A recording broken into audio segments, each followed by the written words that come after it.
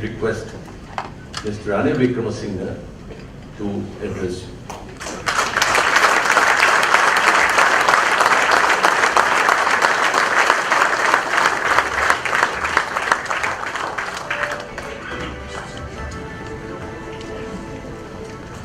Honorable Pulasthi, the common candidate, members of parliament, members of the business community. I don't know whether you like to be called the captains of industry, but I thought it means we go to everyone as members of the business community, friends, invitees. Last week, you listened to Moses. He didn't come down from the mountain, but he came over the satellite. And he told you, money is the god of our time, and Rajapaksa is his prophet.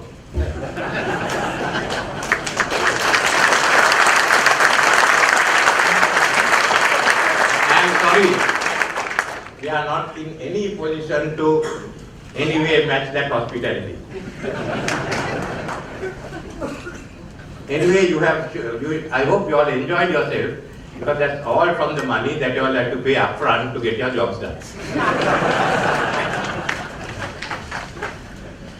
I'm sorry that we could only give you a cup of tea or a coffee and a few sandwiches, but I think that will suffice for another hour or so.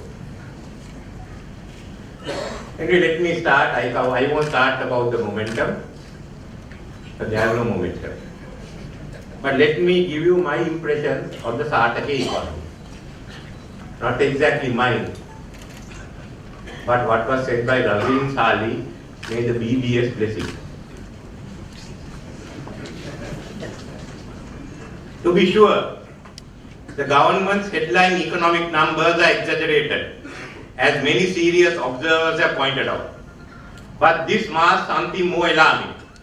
Post-war growth is jet-fueled and driven by an expanding, inefficient public sector, not by productivity gains.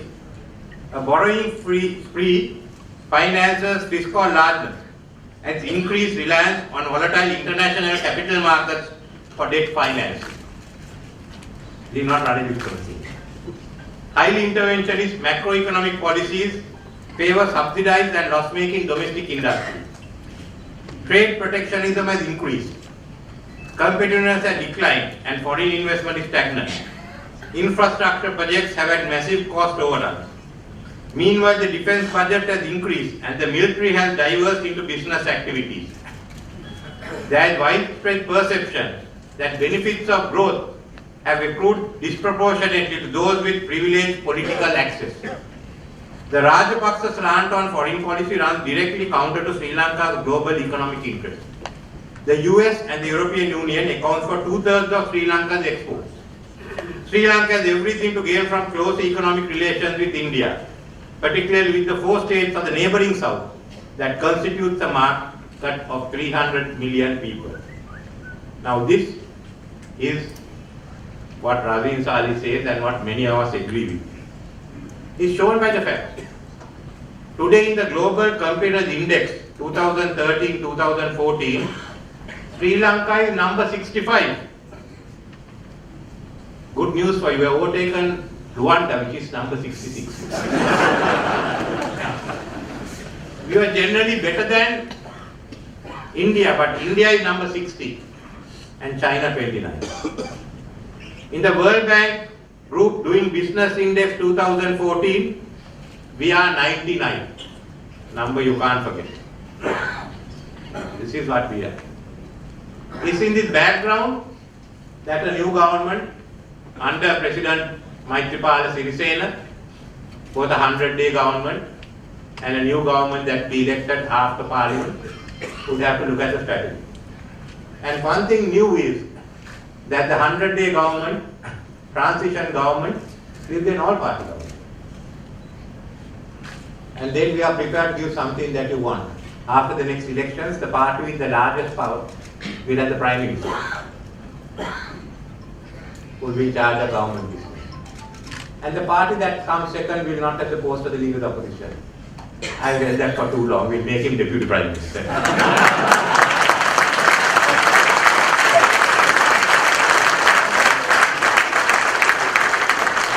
other party that wants to be in the government is welcome. I think for 2-3 years, we have to get down and put the country into order, put the economic policy. What are the issues we have? Immediately, more than you have to think of the people. The cost of living is high, incomes are low. But that's one of the issues that we have to tackle. Because there is a slowdown in aggregate demand. That's what happened to our economy. We have high indirect taxation, high consumer debt, and gold prices have come down. Personal loans, which were 705 billion rupees, are now down to 630 billion rupees. Hire purchase and pawning, which is the highest factor among them, has come down from 335 billion to 200 billion. So this is the background in which we have to operate. Now some people are asking, why are you giving 5,000 rupees? How are you going to manage? Well, he promised 3,000, everyone applauded it. We are just giving 2,000 more to make the 5,000. But we have to boost government sector incomes as a means of combating the slowdown in aggregate demand. It's a one-shot enterprise effort which has to be done. And secondly, we have also come out with certain proposals regarding pawning, because the central bank will have to refinance pawnbroking. Then that way there will be money in the market, the demand will go up, at least by single and New Year time, together with the paddy prices being increased. There is a short-term strategy of kick-starting an economy which has stalled, and which many of you know who are in the retail sector know that things are not moving. So first let's get things moving. That's how we look at the first part of it. What have we got here? We are talking of all these low inflation, low income rate. Do you know that we have the lowest revenue growth collection in Asia? We are 5.6% of the GDP. You generally go between 8.5 and 12% of the GDP. Either someone is not paying taxes or not collecting taxes. Then you come back and say, like, you are balancing the books by reducing expenditure. So what I left with? Today we are spending 1.6% of the GDP on education. Others are spending 3.5 to 5. It should be 6. So it is. That's our basic investment. Our most valuable resource are our people. We are not investing there. So we are only doing debt servicing. And we are doing debt servicing basically in a scenario where we have a lot of short-term debt. That is the problem that we have. So let's start tackling the revenue issue. Let's find ways of paying off the short-term debt and getting into long-term debt, taking the long-term, so that there's less pressure on us to start. And then we are looking at the financial sector consolidation. The government says we are not making enough of a return. So let's consolidate everyone, and then we'll have better returns. But it means less jobs, because there is another part of our policy, which is to increase bank lending and to have more branches and more personal accounts. If everyone has a personal account, then electronic e-government comes in the payment of your taxes, your electricity bill and others. The other, I have a chart here of the bank lending. The bank lending is not going to the small and medium enterprises. Last year, bulk of the bank money went to the government sector. So obviously, if you are a retailer and you are wondering why things are not moving, why your goods are not selling, because there is no money in the overall economy. And you have the lopsided revenue collection, where you are collecting about 250 from VAT and excise, but only about 200 million from the income tax. These are fundamental issues that you have to tackle. And we have to get more and more money into the small and medium term sector. So this is why we put some short-term policies which a lot of people are questioning us on. As Mr. Pulasthi said, Honorable Pulasthi said, we have to look at that 99.9%. They are our consumer base. Without them, none of us can survive. Unless you are Rajma.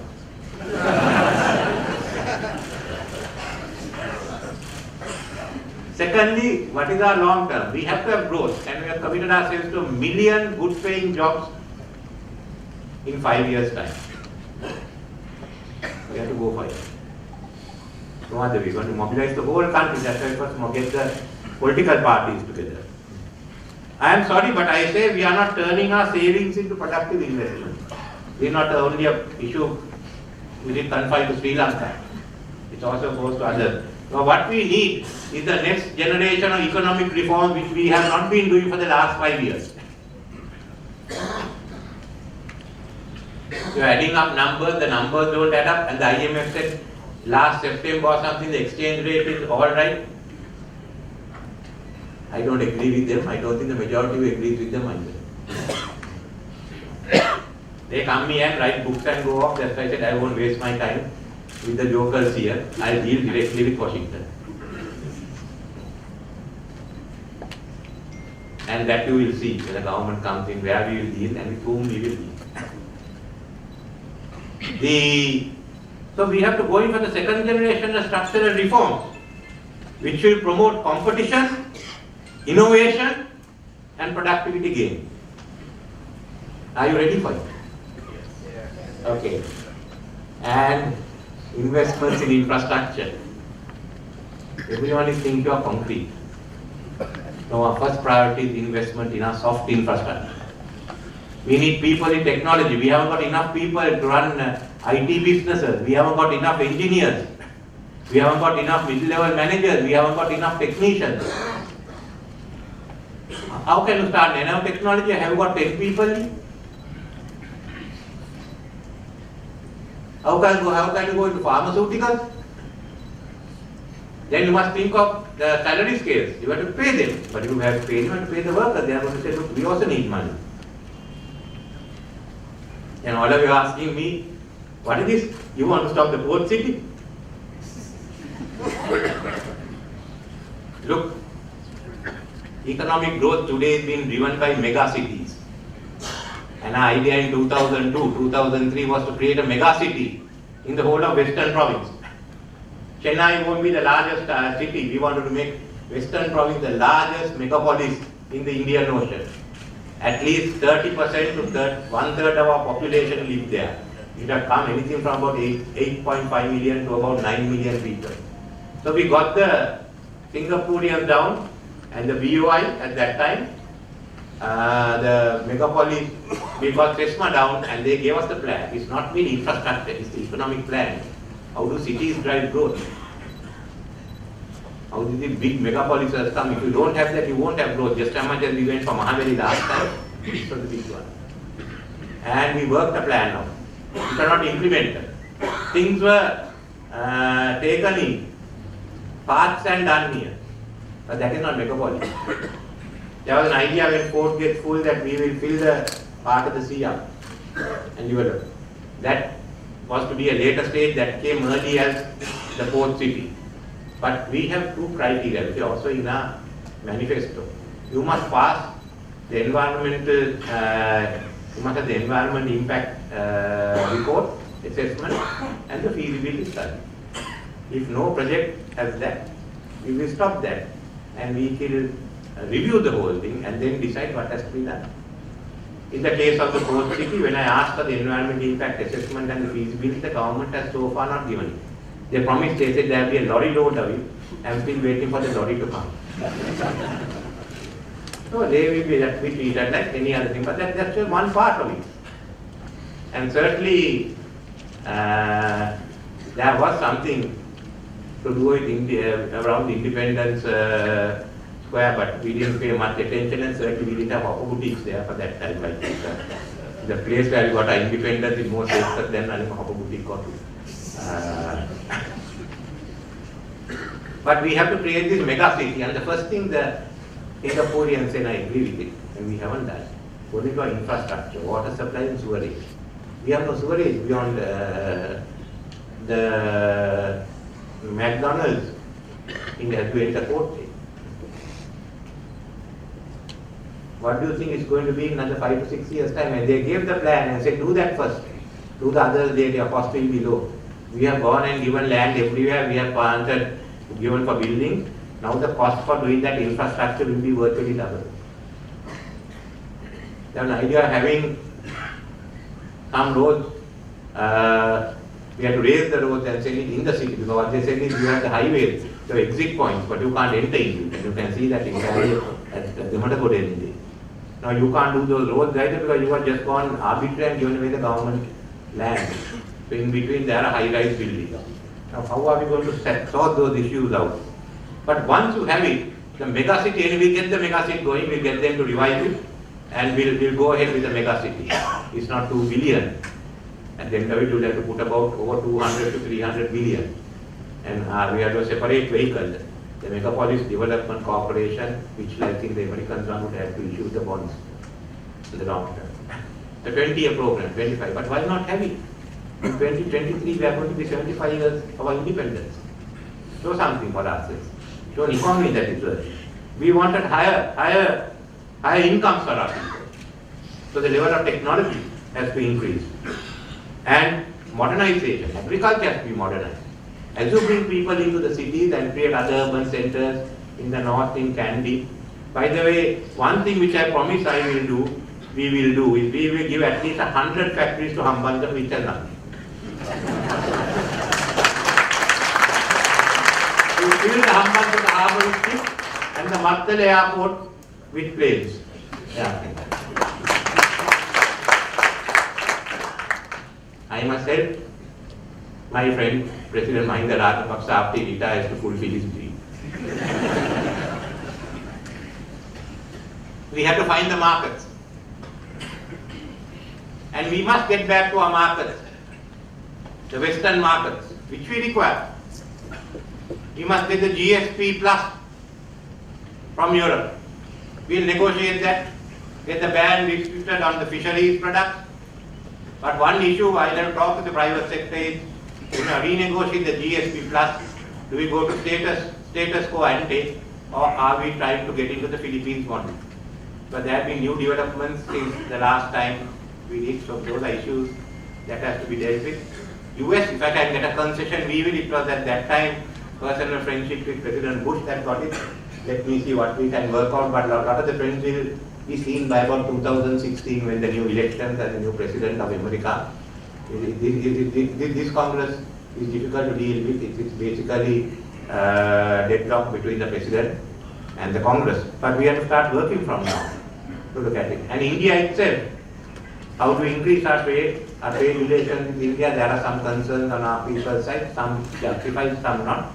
I'm concerned really about the non-tariff barriers in India, which I have been taking up. That's also one of the issues.